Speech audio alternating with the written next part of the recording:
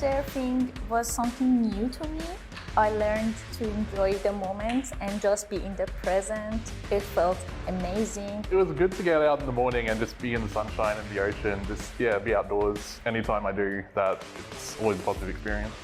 Therapy part is amazing for me. I learned how to balance work and life. They went over some ways to contextualize things, like if you have a challenging situation and just different ways to think about it. I think some of those frameworks will be useful for me.